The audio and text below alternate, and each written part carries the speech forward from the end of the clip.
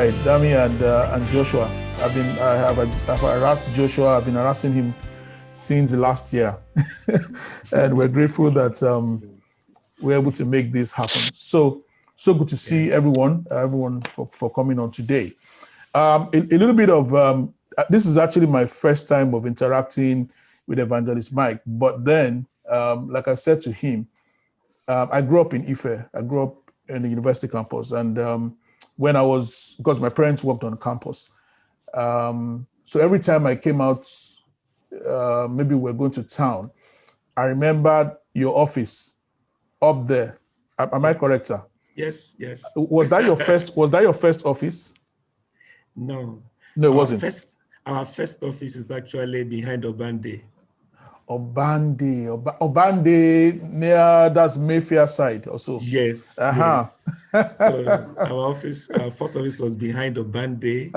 And then Obande School. Wow. And then before we come to Asherifa, opposite campus. Yes. So every time I come out, I see that manzan, and I'm like, wow. So this thing I'm telling you about is like, this must have been like 30 years or so. Yes. Well, we were at the back of Obande between 1986 and 89. 86, 87. Yeah. Joshua and were you guys around then? Obviously not.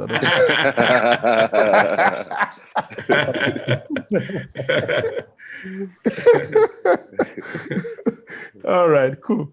Okay, so this is just going to be easy. I have people who have already started sending in questions, but I have my own questions to ask. Now, I'm going to start with, by the way, please give our regards to Mommy. I'm sure she's watching, and maybe next time would have everybody.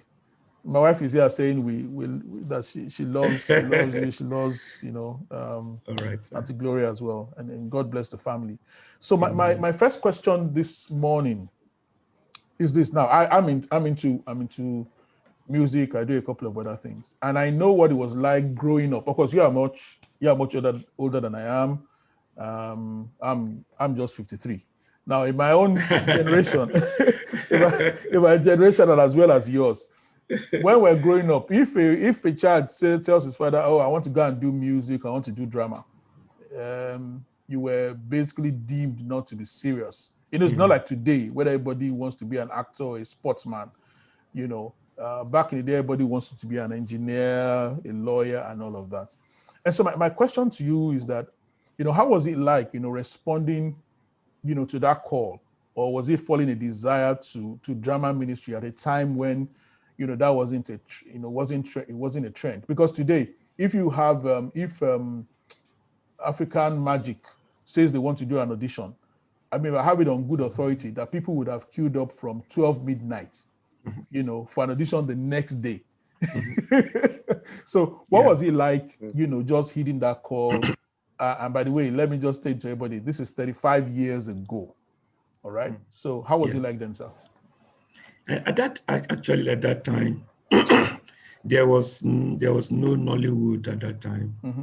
No Nollywood at all. Yeah. The only movies that were conversant with, as you would know, at that time were just the traveling theater, the movies from Ogunde, Obasala,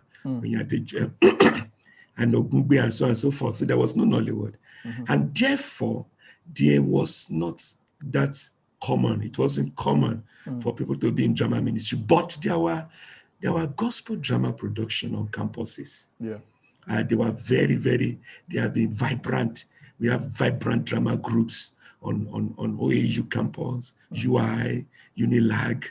They have so now the difference therefore between those productions and the one we wanted to do at that time was going into full-time drama ministry.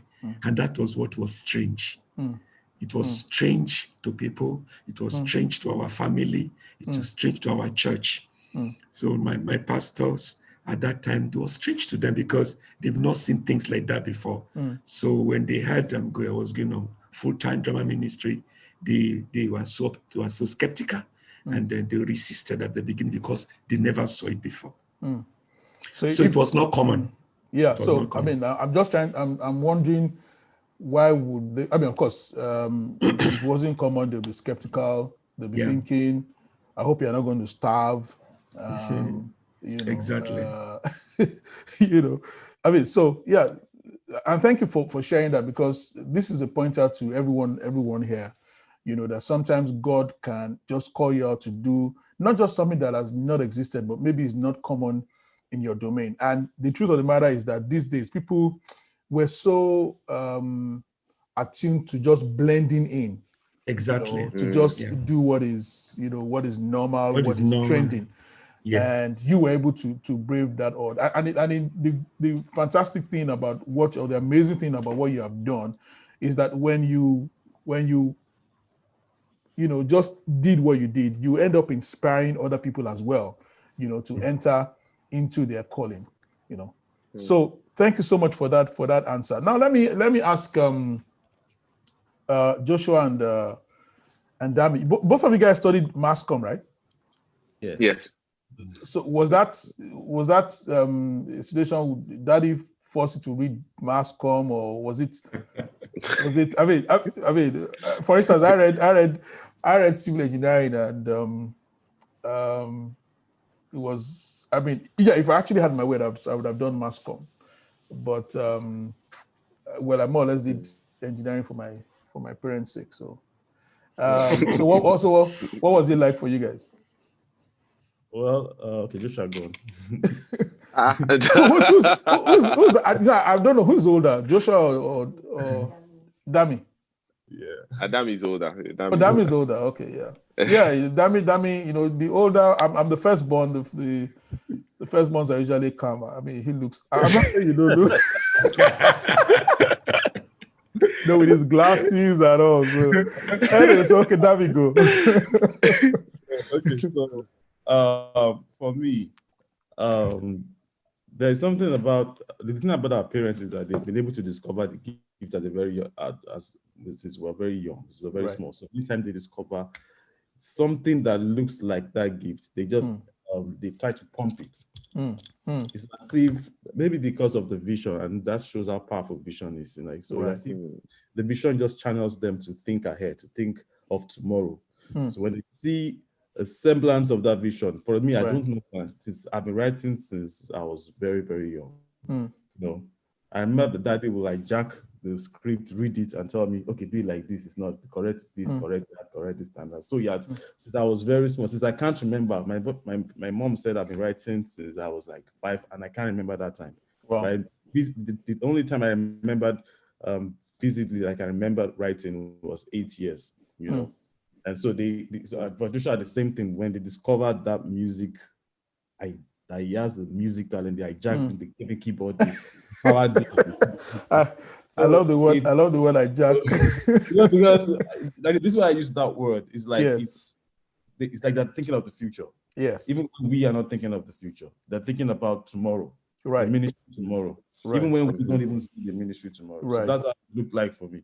Yes. So since then I discovered there was a time my parents, my friends, my colleagues were all going into science, because at that time it was as if you are into science department, you are smarter than those in the art department. And I was falling into that temptation. I wanted to join the science department, even though I was oriented for art. I had my makeup was art. So I was going to the science department because my friends were going to science department.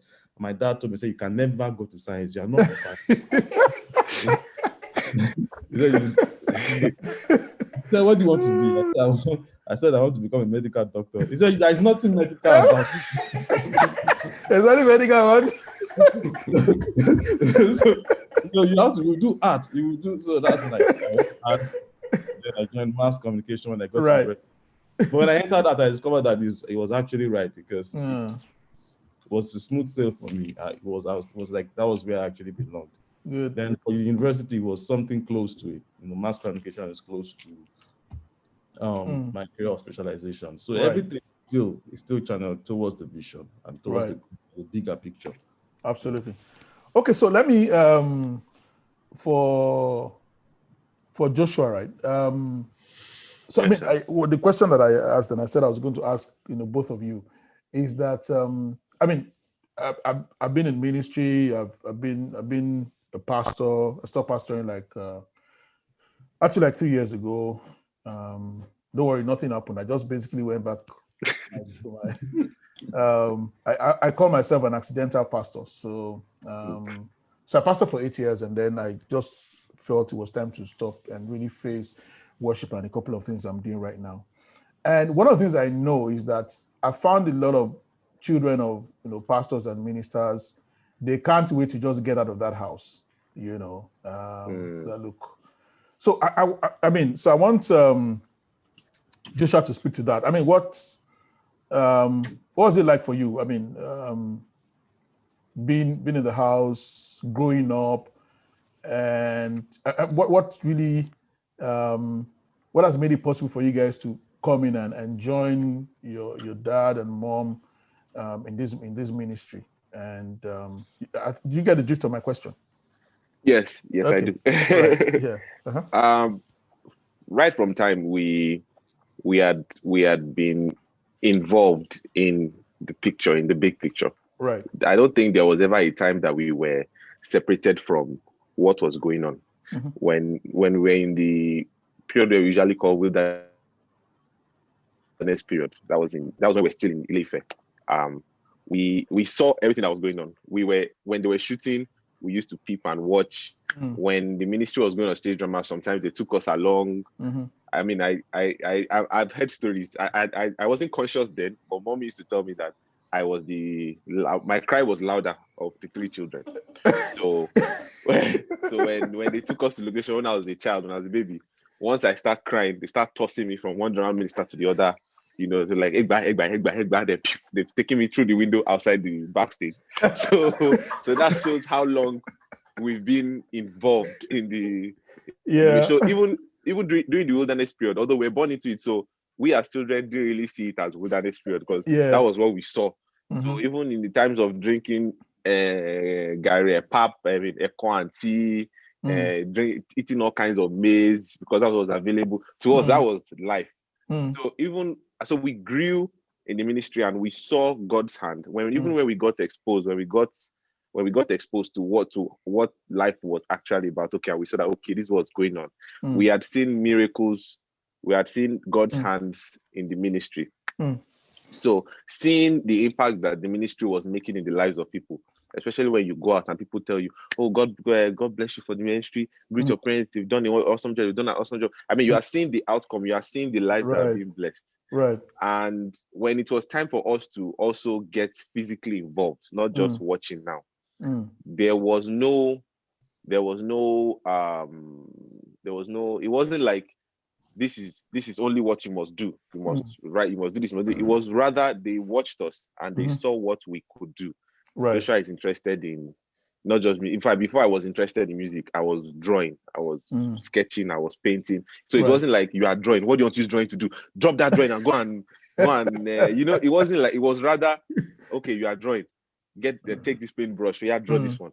Oh yeah, why don't you draw something like this? So they had always found what we were interested in, and then they channeled it into the ministry. So there was no feeling of I'm not able to do what I want to do. It was rather, now this is what I want to do. How can I contribute to God's work? Right. So fantastic. Growing up with that mindset, as I mean, there's no reason to now say, "Oh, I've grown up now. I want to get out." Well, getting out the way again. Where are you going to? So the only temptation that might have surfaced was you see your friends doing this. You see your friends, going out there and trying to create something, trying to be something, trying to be something outside. But to us, we were right from school. Before Dami had already left school, they had already started writing scripts that was already being turned into movies. Before I left school, I was already creating soundtracks that were already used in movies. So school was like, okay, let's just finish school and face this thing full time. That was how it felt for Dami and I. So I think that's the testimony of it. Fantastic. So I mean, so when they look at you guys now, like you guys say, your generation, you look fresh, fresh boys. they don't know that the days of pap and okay. So let me come back to that, right? To let me. Yeah, I mean, and people that are older than me, I just want to call them uncle. So, Uncle Mike, let me let me come to you. So, the thing about ministry, and I'm sure even Dami and Joshua have kind of hinted on that. In ministry, we go through different things. Some no money, and I'm sure you've had several bouts with that. So I mean, let me give you an example of mine. I remember once when I was pastoring, and I was pastoring a fairly large church. I mean, our church was over 1,000 people. And I remember one Christmas, we were looking for 20,000 naira. I mean, in Lagos, I mean, it was unbelievable. People were wondering, how can you be looking for 20K? And I'm talking about maybe 2011 or 2012. So like I said, like I, sent a note to you yesterday, I'd like you to share one experience, one challenge that you went through, and also how God, came through for you. And I believe that would be, motivate and inspire somebody this morning. Uncle Mike. Thank you very much. Yes, sir. Just as Joshua have said, every ministry has its challenges. There is no ministry whatsoever that does not have a challenge or challenges that they pass through.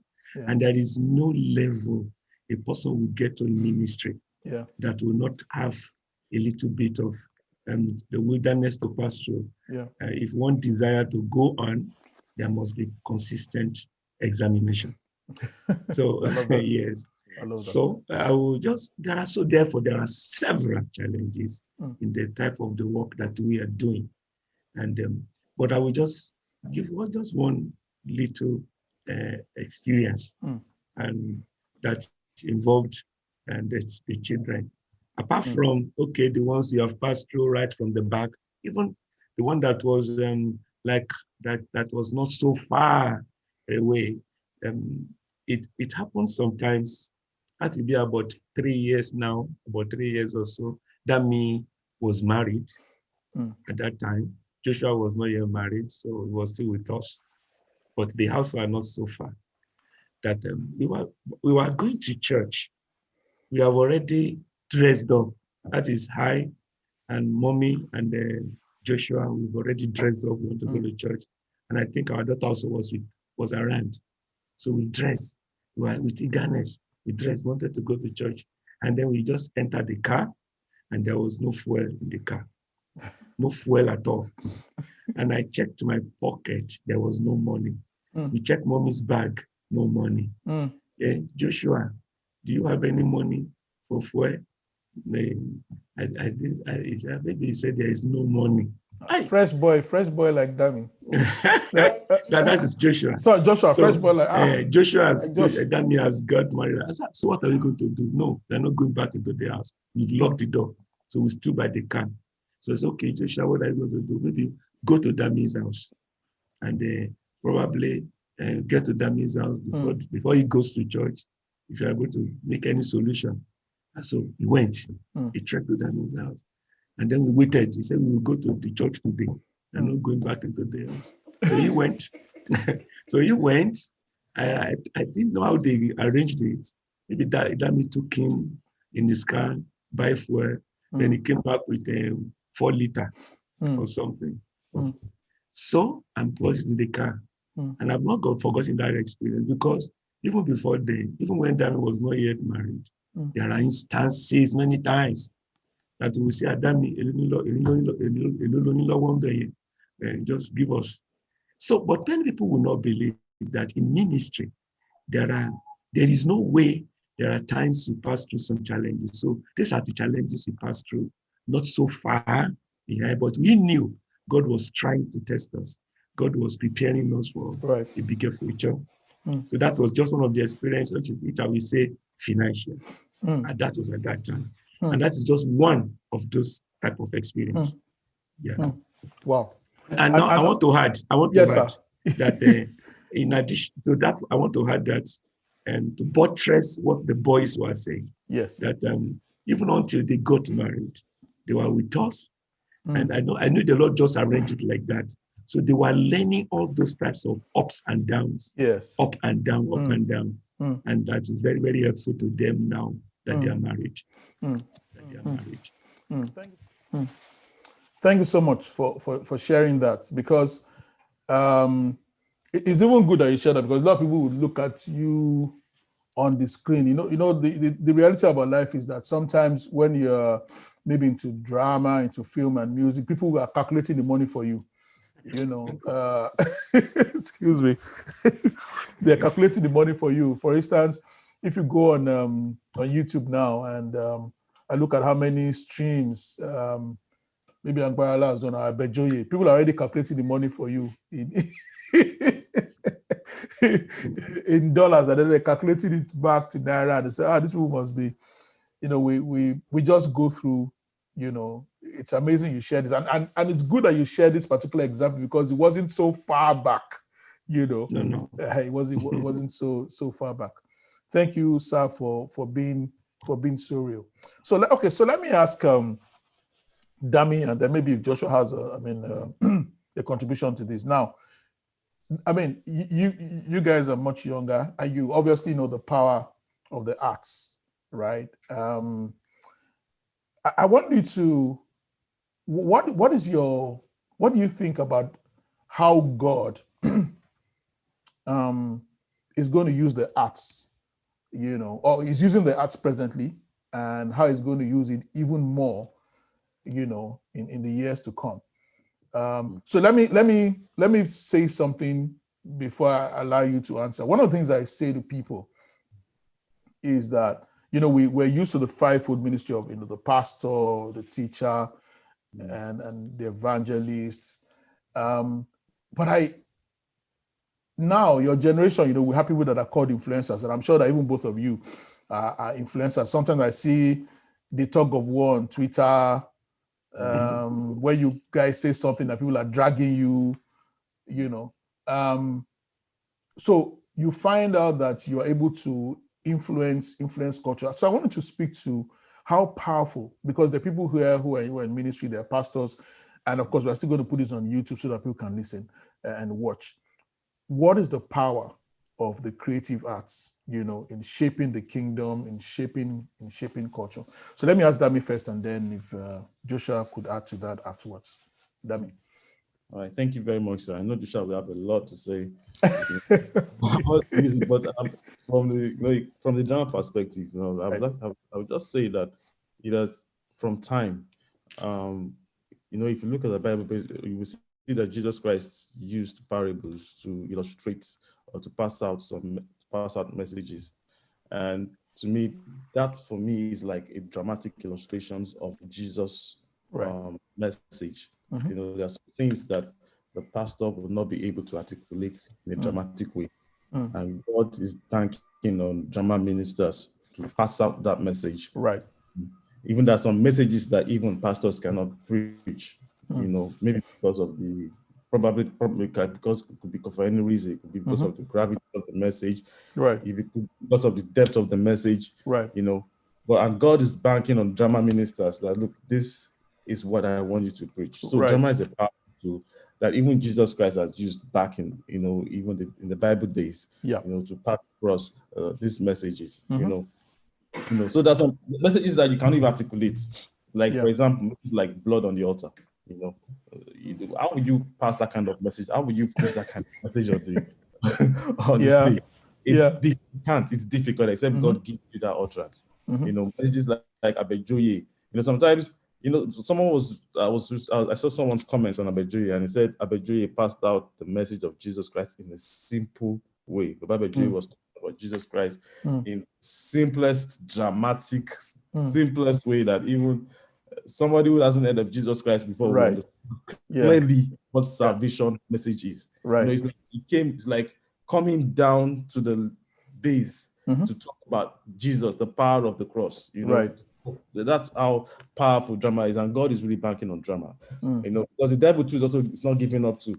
It's also using dramatic tool to pass across his agenda. Because God likes to know the devil has an agenda. And he's fueling this agenda. He's going all out to pass across this agenda to the whole world. And we also have to rise up and pass across the agenda of Christ, because God also has a message for the world. Even though the devil has his own message for the world, God has a bigger message for the world, and it's banking on the art forms, it's banking on music, it's banking on drama to pass across this message. Because we're in the end time now, and we need this message of revival, to transform lives. Yeah. All right. So, Joshua, I hear you would have a lot to say. In my experience, the media has been the most powerful tool that anyone can use to pass across, like Dam said, an agenda, a message, a move. I think this is why in this present age, the most powerful people in the world now are those that control the media. That is either, before it was television, now the internet. The media is also a greatest tool because I believe it is the tool that can pass a message to your heart without your permission. Like music, for example, if you hear a track several times over and over and over, you don't give it the permission to stay in your head. It will stay in your head. Yes. So movies too, also, when you watch something visually, it goes somewhere that you don't open the door. It's always open. Right. So the movies and the devil knows this, so he's always putting subtle messages, either subtly or just out there without any remorse. And people see this. In fact, the sad thing is when people even make these things trend, when they shout about it, look at how terrible this is. They are watching it, they are shouting, but you are watching it. So it is still going where the devil wants it to go. Yes. So because of that, we, like Dami said, we also have to rise up and pump as much as we can pump the gospel of Jesus Christ, the gospel of the cross, on social media platforms, on TV, everywhere. So I believe that's how powerful this message is. So whichever angle, either from the music side, from the drama side, from even from the comedy side, because comedy in itself, when something makes you laugh, it stays. When something makes you giggle, it has a way of resounding in your mind. When something tickles your emotion in any way, either to make you grieved or to make you happy or to make you excited, it sticks because you link your memory to that emotion. So I believe in every angle we must always pump out the gospel. Thank you so much. Sorry, go ahead. Yes. That was discussing with us yesterday about, but this passage just comes to my mind easily, that the world waits for the manifestation of the children of God, because we are in a generation where you cannot afford to just relax on. That was what I was saying yesterday. We were discussing yesterday. You cannot afford to relax on your success. You cannot afford to just embrace your success and just look at it in the face and keep staring at it. For example, now, imagine if that the man says, okay, Agbarala Ishawuri, aka Mike-Bamilove, aka alias Ishawuri, and it's that name. That would be the name you carry. That would be your limitation. The height. We just have to, as God helps us to climb a mountain, we climb that mountain, we give God the glory for it and keep looking up to the higher one. Yes. We are in a situation that people now know what quality media is. Yeah, exactly. I say, okay, everything is everything. Nobody knows what quality is. People can tell you this your film is not quality. This your film is people can even help you edit your film now. People are direct. They are more direct. They can edit with their phones.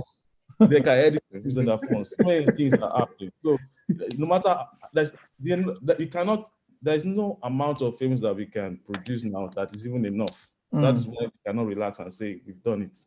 Right. We just have to keep on doing more. Yeah. We just have to pump because the devil is not resting. So we cannot just rest and say, okay, we've done 5 episodes of 4 seasons of Abejoye. Yay, let's go. So that was saying that there's still more to do. So was blowing my mind yesterday because as I was talking, it was like, Abejoye, I've just done 4 seasons and we are happy. 4 seasons is too small. We can keep going. How about 10 seasons? And everybody was like, and the reason is because people are not. There's so much nonsense on the media. Absolutely. Counter that. Absolutely. Let us relax on the achievements of one thing. Yes. All right, so I'm going to ask Uncle Mike, and I think actually, Joshua actually, talked about this, and of course, so we remember Agbaranla and all those. Some people don't remember because they don't even know it. You can only remember what you watched. And one of the challenges with a lot of us in ministry is, we're to preach a message, but then our methods must change. All right, because there's no way you could. Let's look at Agbaranla. Imagine if you were trying to propagate that message of Agbaranla, and you're still continuing that way. And look at Abattoir, the trailer that we ran just now. And so my question is, I wanted to speak, on the need for ministries to change their methods while still maintaining the core of the message. And I wanted to just talk to us about how you've been able to do that, at Mount Zion. Uncle Mike. Thank you very much. Yes, sir. The Lord has given us this, gave us this understanding of the call that we carry. The Christian film production and drama is an audiovisual thing, and we are in the audiovisual generation. Right. And your work must be able to appeal to your generation. At the time that we did Agbaranla, that was the generation at that time. The type of light we use was just mere security light, halogen lamp. And the camera we used was just the birthday camera, M7, that they used to cover birthday ceremony, because that was that generation. And I remember when we were at the front of the set, the halogen lamps, about 2 or 3, they put it on and everybody's going to be sweating.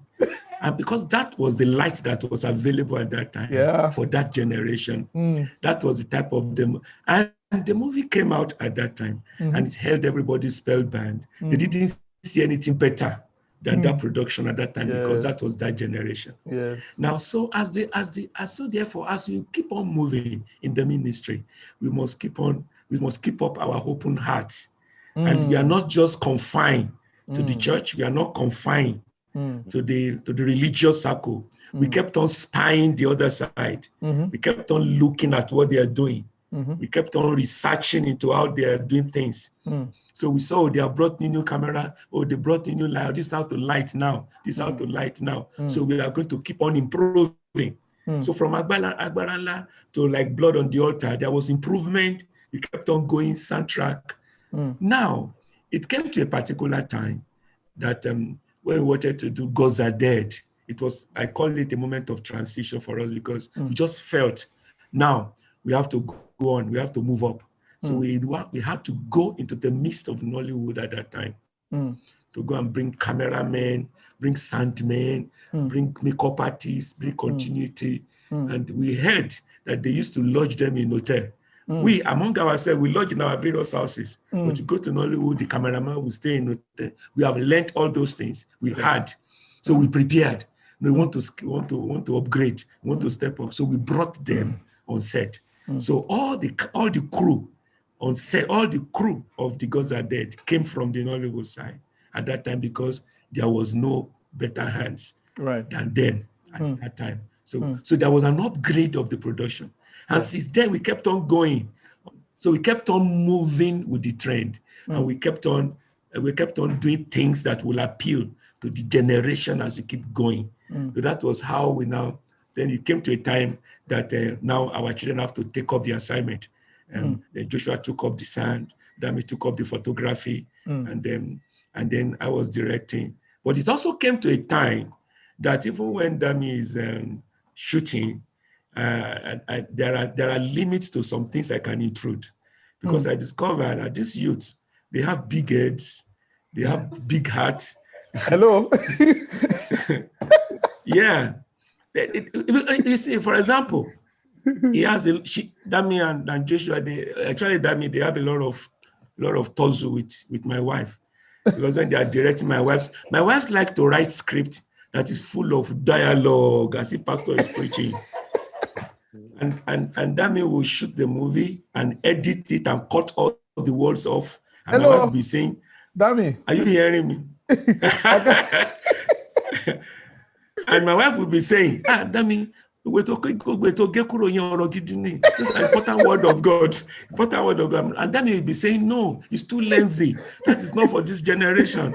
And so it took a lot of time for my wife to adjust.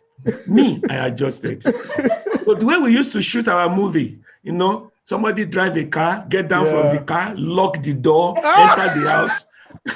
But the boys, we take the movie and cut off all those things. We will say, you have cut off all the movement. Yeah, we're going to put the music. so that was how we kept on upgrading. And then it came to the point like this. So the bottom line is that you have to upgrade to the point of appealing to your generation as you keep going. Yes. Well, that's so lots of lessons in that. I mean, you've said it so simply, but lots of lessons in that. I mean, so I could use myself as an example. I do music, I do these conferences. I do a lot of I do graphic design. Now my daughter, she's studying graphic design in the US, and when I see the kind of designs my daughter does, I don't even want to talk again because I should just keep quiet. I should just keep quiet. So I think there's a lesson for those of us who are older, that, I mean, like music, there's a different sound to every generation. Yeah. So I'm sure Joshua can speak to that. Also, the way movies are shot, and I'm so glad that you actually spoke about that you were able to look at, how are the people doing it out there, and what lessons can we learn, from that. So let me ask my last question, because there are a couple of people who have sent in questions. Let me ask Joshua and Dami this. Now, so we had, the pandemic hit last year. COVID hit last year, and obviously there must have been ways you were doing ministry. So how did you adapt? How did you adapt? What things did you have to do differently when COVID hit?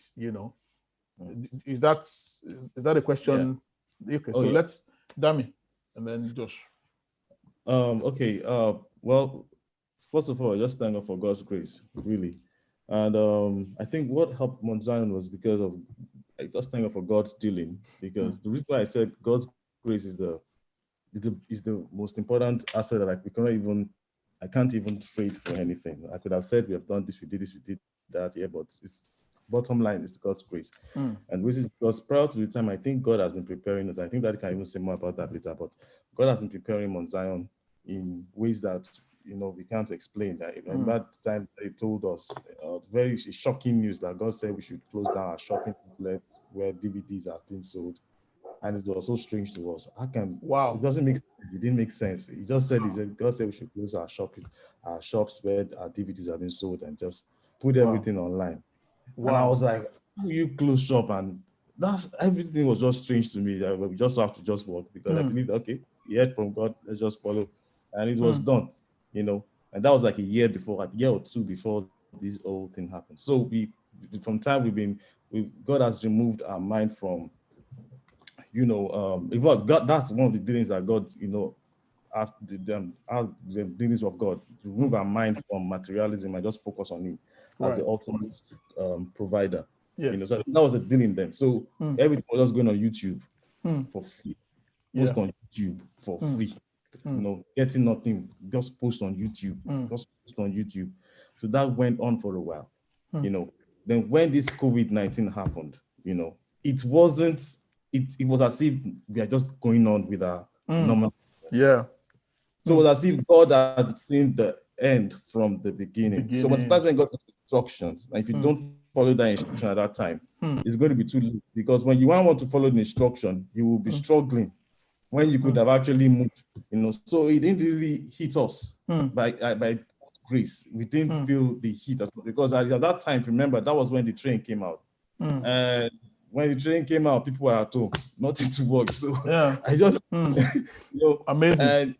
So it was well, like God just used us as a blessing to the world Wow. at that period because people Wow. needed something to watch and be blessed. Wow. So most importantly is following divine instruction. When you follow Yes. divine instruction, following God's instruction, you'll be able to scale through the challenges that will happen. Those instructions may feel very foolish sometimes. It may not make sense. But when you follow those instructions, when the challenges comes, you'll be able to scale through them, because knowing the way that God gives you instruction, He will help you to scale through those challenging times. So I think from my perspective, I think that's how God really helped us. Okay, Josh, briefly. Yeah, I believe that we have the greater testimony to give in this in this pandemic, because this pandemic that we thought, okay, pandemic that everybody stay at home and relax. It's as if it's when we worked the most. And this is when daddy gave us It got to a work point. to No, do that, yes. it got to a point. Joshua and I were tired. That doesn't that one project from one project to another is like Other. all of a sudden another project again. Oh my! And I think yes, because this pandemic really, daddy really received a lot of instructions before, pre-pandemic and during the pandemic. I think that for the movie shooting aspect, there was a sense of urgency in shooting the train, because we wouldn't have thought of shooting the train in January, if not for the instruction that was received. Daddy's birthday wasn't till April, and shooting up the train in January, it was like quickly, and then even after that, we shot another movie, Shackles.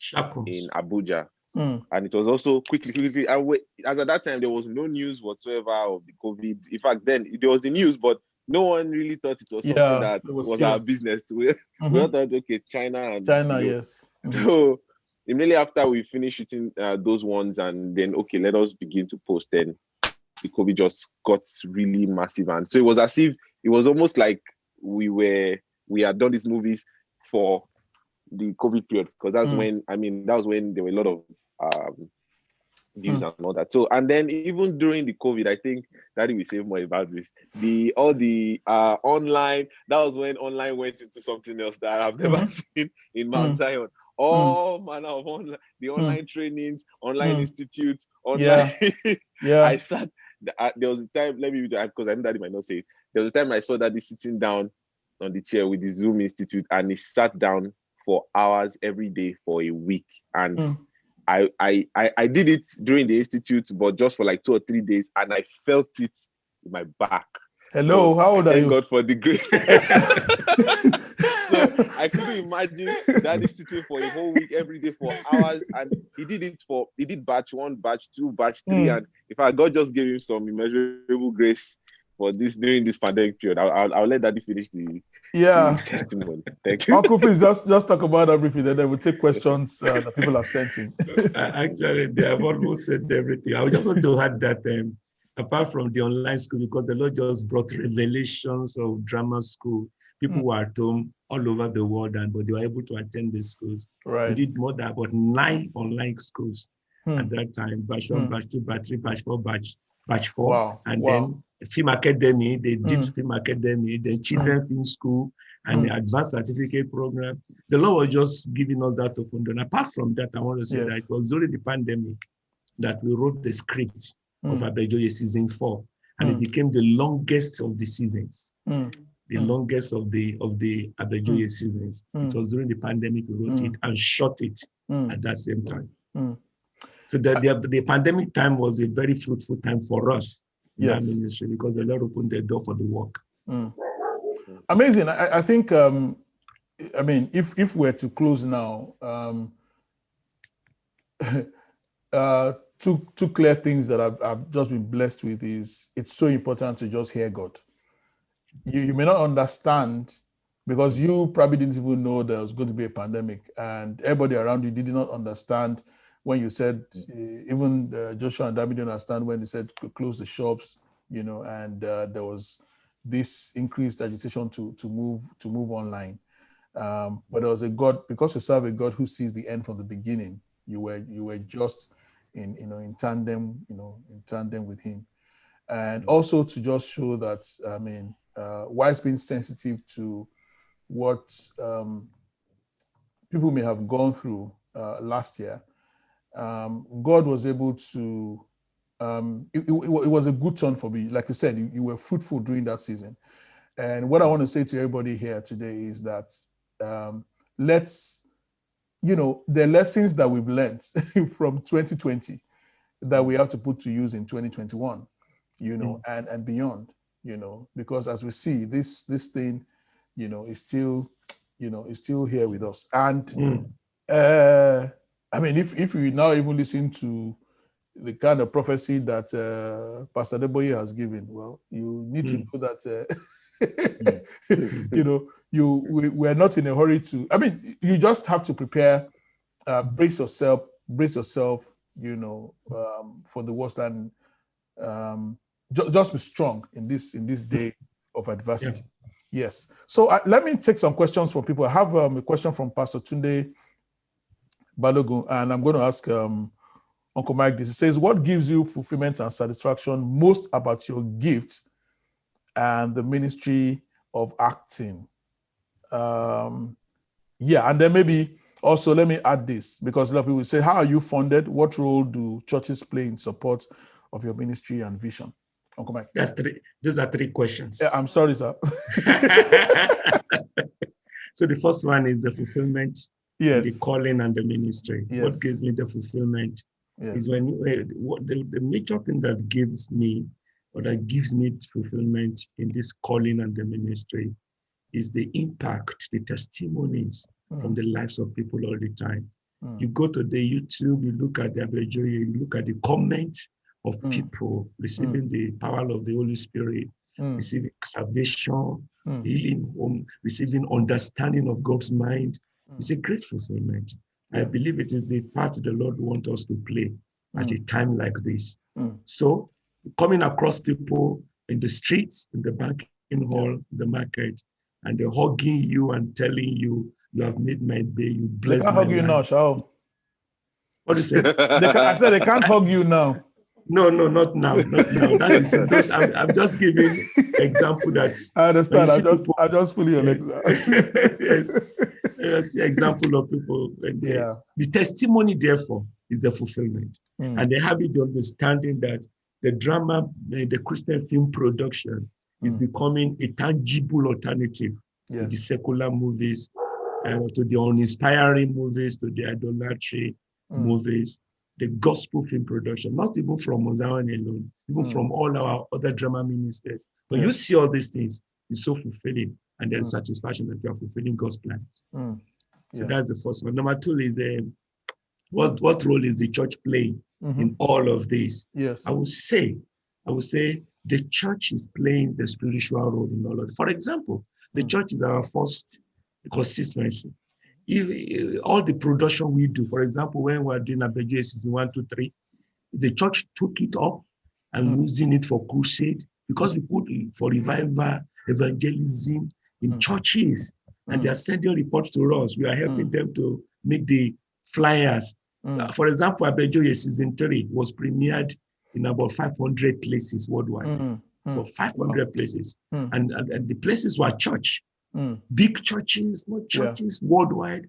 So on each time they play the movie, they pray. So we believe that what is keeping us going is the prayer of the body of Christ, the prayer of the church of God. And also I want to say that there are quite a number of them that they send donations, they give gifts, and from time to time they give. So I would say that the church is playing the role of the spiritual aspect, which is more important. Even Paul said, pray for us. Yes. So they are doing that for us. Yes. And so about the funding, it is like in ministry, the Lord is always the source.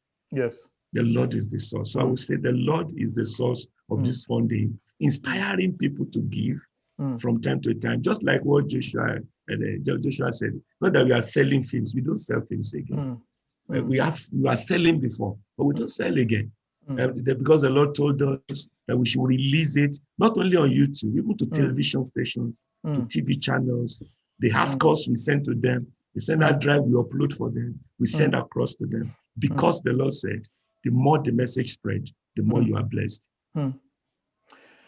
Now that is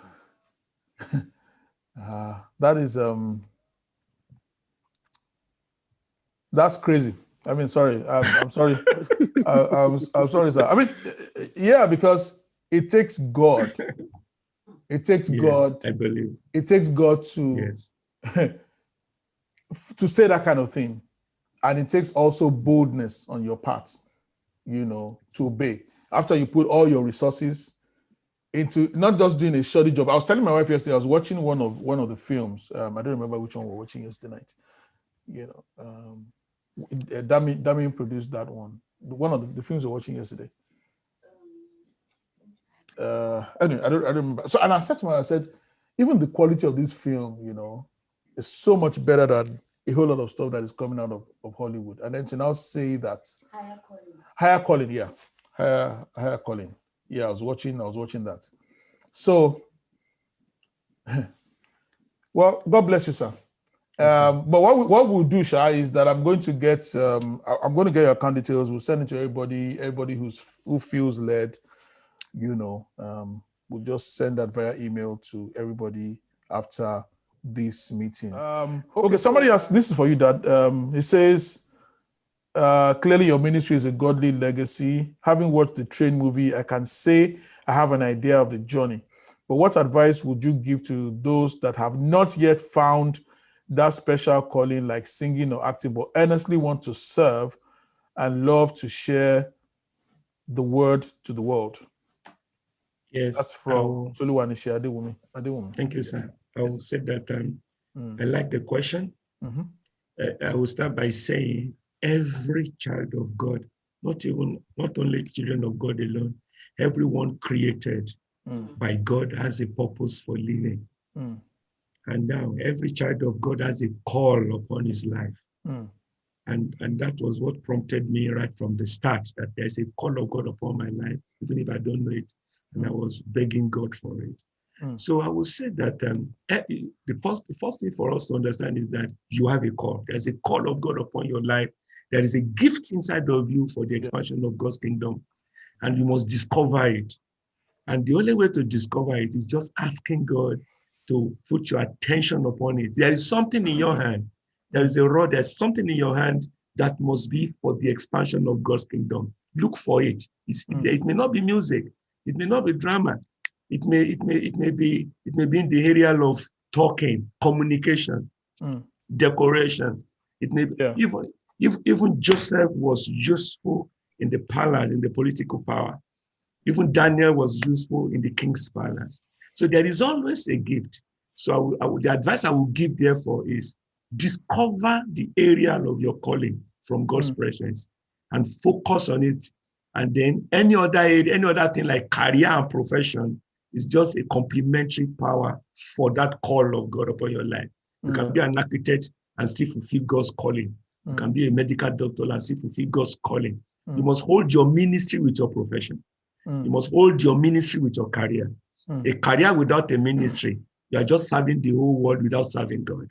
A profession without a ministry, you are just serving the whole world without serving God. There is a call of God upon your life, and that your profession must serve. If you are called to operate like that, if you are not called on full time, it means your profession or career must serve your ministry.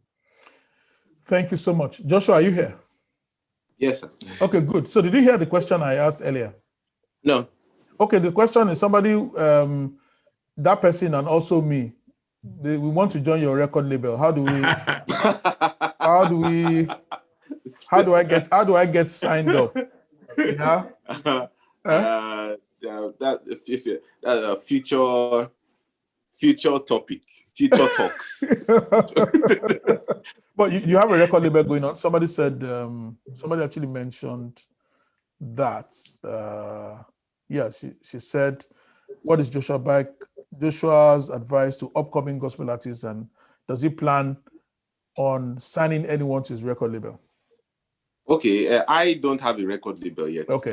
Right now, I make music under Mount Zion Music Studios. Okay. So although it can be perceived as a record label, but it is just an arm of Mount Zion that deals with the music, especially for the movies.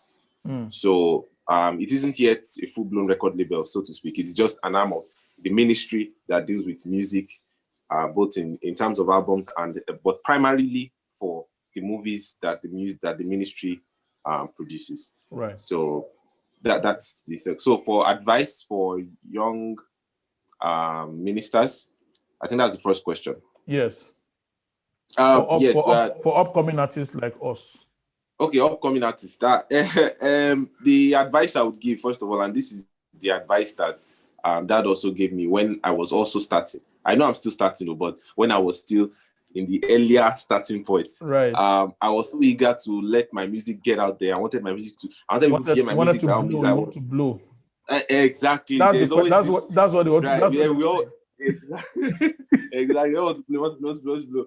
And so I was almost getting to the point where I wanted to meet with people who could help me push my music out there. And then I went to meet Dad that I want this music to go. He just said, the words he said just poured water on my spirit, cold water that calmed me down. He said, this music is God's music.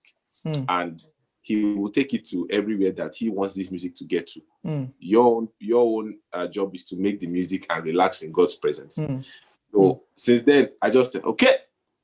So I just calmed down. I started making the music, and what I could do, I submit it to the people I could submit it to, put it online, and then watch it up. And this is not to say that you should be lazy and just sit down and do nothing. Yes. But don't be driven by the trend race. Yes. That you make a track now and it just blows into 1 million views. No. Rather focus on the giver of the gift. God is the one that gave you this gift. It doesn't take God. Yes, that they also mentioned. It doesn't take God one song. It only takes one song that you will sing. Yeah. That will just make people also go and look for all your past tracks. So and that's how it happens. So and it will not just come immediately. God likes growth. Yes. So you stay with God, let him give you the message, let him give you the message, the sound that he wants you to give to the people. Yes. And then you will see as you continue being faithful in that, you continue to rise. There's never stagnancy in our work with God. It's never stagnant. Thank you so much. That is so profound advice. I mean, I remember I was asked to come and speak at a seminar for artists. I mean, pastor had asked me to come and speak. We were having a conference of pastors and ministers, and after I spoke, one guy asked me a question. So he said, "What did you do to blow?" I didn't even know how to answer the question. I was confused for a few seconds. Okay, so let me ask Dami this question, and maybe this is going to be our last question because we're going to close at 10:15. Somebody asked a question. This is Miracle Nan says, when you struggle with inspiration, even after prayer, what do you do next? Yeah, that's a very good question. Right. Yeah, because for me, script writing is one of the. In fact, to me, script writing is not just about writing a story. It's about staying in God's presence to receive. And where I got this from was another challenge for me was, of course, Daddy. It was one time he was writing Abejoye season 4, and that's the last Abejoye. And we're expecting him. He was in a private place for like 1 week, and I thought that by 1 week he could have written something or have received something. So we asked him, is the message done so that we can start preparation? Can we see the scripts now so that we can start sending the scripts to the people and the cast and the actors? And he said, keep praying for me because I'm still waiting on God to release the rest. Now I asked him, I said, this is someone that has been writing for over 30 years.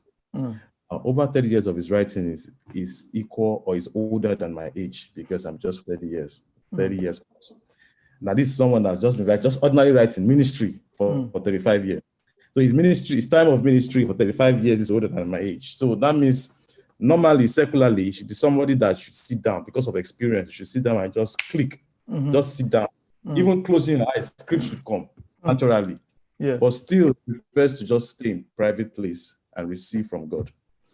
So for me, in writing, receiving from God, it's not about experience. It's not about experience in writing, because there's always this newness of God that God pour out.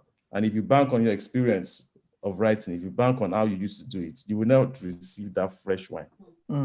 If you bank on how it's always done in the past, this is how I wrote this in the past, let's just tweak it and this, and you bank on experience and everything, you will be outdated. You will expire at a point, because there's always freshness. There's always a fresh wine with God, and sometimes He wants to call you into presence. So when you're in a place of writing and you're writing and the inspiration is not coming, maybe God wants to just spend time with Him. So focus on spending time with God first, then He will give you the revelation. Because there's a picture in my mind that it doesn't cost God anything to give revelation. He has a lot of it. He has millions of it. He has inspiration to blow the whole world. But what he's looking for beyond the inspiration that will blow the whole world is relationship. Yes. I think that's the most important thing. Yes. So when we get that relationship right with God, it gives you fresh revelation. That even when He takes you to that top that everybody's looking at you and shouting, this is amazing script. It doesn't blow your head, because you have come to a point where you have encountered God. You've come to a point where you have a relationship with God. You don't get swallowed up in the old praises of people. Yes. I think that is the most important thing. So that is that's. Thank you so much. So, I have a last question, and I think this question is important, because I think, and I'm going to ask Uncle Mike. So Ruth is asking, my question is, how does a young church leader in her 30s or 40s manage working with difficult older leaders that are hierarchically under him or her? Did you get the question, sir? Yes, I did. Yeah. So, we need some wisdom and insight here. How does the young church leader work with somebody who is older and also under her in terms of hierarchy? I will just say that anything that has to do with ministry work and the wisdom of God is paramount. Anything that has to do with ministry work, because position of leadership is not actually by age. The position of leadership is not actually by age, but by appointment. And if God has appointed a person as a leader, even those who are under her, if they are higher or older, and so on and so forth, what the leadership needs is God's wisdom. And that brings to the fore relationship.